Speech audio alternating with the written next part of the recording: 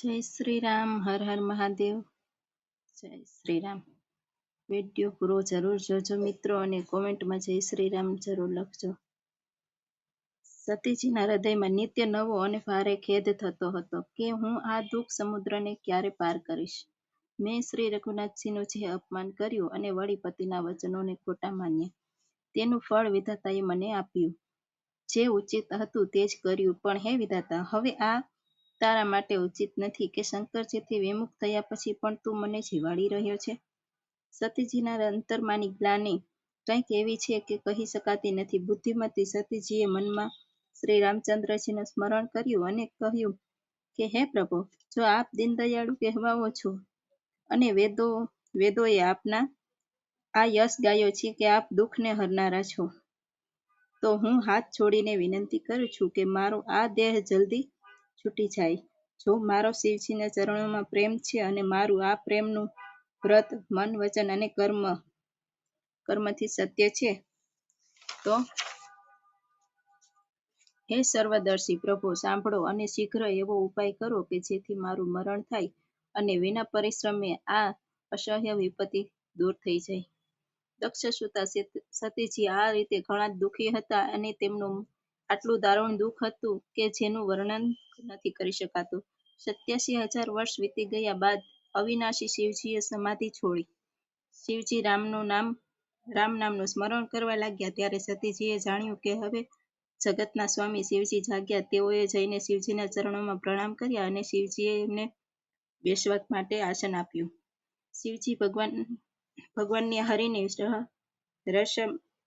રહસ્યમય કથાઓ કહેવા લાગ્યા. તે સમયે દક્ષ પ્રજાપતિ બન્યા. બ્રહ્માજીએ સર્વે પ્રકારે યોગ જોઈ સમજીને દક્ષને પ્રજાપતિઓના નાયક બનાવી દીધા. જ્યારે દક્ષે આટલો મોટો અધિકાર મળ્યો દક્ષને, ત્યારે એણે હૃદયમાં અત્યંત અભિમાન આવી ગયું. જગતમાં એવો કોઈ પેદા નથી થયો કે જેને પ્રભુતા પ્રાપ્ત થયા બાદ મદ ન ચડ્યો હોય. દક્ષે સર્વે મુનિઓને બોલાવ્યા અને તેઓ માટે યજ્ઞ કરવા લાગ્યા. જે દેવતાઓ યજ્ઞનો ભાગ પામે તે સર્વેને આદર સહિત નિમંત્રિત કર્યા. દક્ષનું નિમંત્રણ પામીને કિન્નર, નાગ, સિદ્ધ, ગંધર્વ અને સર્વે દેવતાઓ પોતપોતાની સ્ત્રીઓ સહિત ચાલ્યા. વિષ્ણુ, બ્રહ્મા અને મહાદેવજી સિવાય સર્વે દેવતાઓ પોતપોતાના વિમાન સજાવીને નીકળી પડ્યા. જય શ્રી રામ. હર હર મહાદેવ. સતીજીએ જોયું કે અનેક પ્રકારના સુંદર વિમાન આકાશમાં જઈ રહ્યા છે.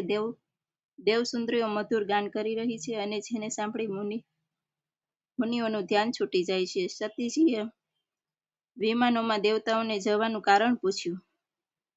ત્યારે શિવજીએ સર્વે વાતો જણાવી અને પિતાની યજ્ઞની વાત સંભળાવી. સતી કંઈક પ્રસન્ન થયા અને વિચારવા લાગ્યા કે જો મહાદેવજી મને આજ્ઞા આપે તો આ બહાને થોડાક દિવસ પિતાના ઘરે જઈને રહું, કેમ કે તેના હૃદયમાં પતિ દ્વારા ત્યાગી જવાનું ઘણું ભારે દુઃખ હતું, પરંતુ પોતાનો અપરાધ સમજી તે કંઈ કહેતા નહોતા. છેવટે સતીજી ભય, સંકોચ અને પ્રેમ રસમાં તરબોળ મનોહર વાણીમાં બોલ્યા, હે પ્રભુ, મારા પિતાના ઘરે મોટો ઘણો ઉત્સવ છે. આપની આજ્ઞા હોય તો હે કૃપાધામ, હું આદર સહિત તેને જોવા જાઉં. શિવજીએ કહ્યું કે તમે વાત તો સાચી કરી, તે મારા મનને પણ પસંદ પડી. તેઓએ નોતરું નથી મોકલ્યું તે અનુચિત છે. દક્ષે પોતાની બધી દીકરીઓને બોલાવી છે, પરંતુ મારી ઉપરના વેરના લીધે તેઓએ તમને પણ વિસારી દીધા. એક વખત બ્રહ્માની સભામાં મારાથી અપ્રસન્ન બન્યા હતા, તેથી એ અત્યારે પણ અમારું અપમાન કરે છે. હે ભવાની, જો તમે વગર બોલાવે જશો તો શીલ, સ્નેહ પણ નહીં રહે અને માન મર્યાદા પણ નહીં રહેશે. હે શિવજી, હે સતીજી, જોકે એમાં એ સંશય નથી કે મિત્ર, સ્વામી, પિતા અને ગુરુના ઘેરે વગર બોલાવે પણ જવું જોઈએ, પણ જ્યાં કોઈ વિરોધ માનતું હોય ત્યાં તેના ઘરે જવામાં કલ્યાણ થતું નથી. શિવજીએ અનેક પ્રકારે સમજાવ્યા, પરંતુ ભાવીને વશ સતીના હૃદયમાં બોધ ન થયો. વળી શિવજીએ કહ્યું કે જો વગર બોલાવે જશો તો અમારી સમજણ અનુસાર સારી વાત નહીં બને.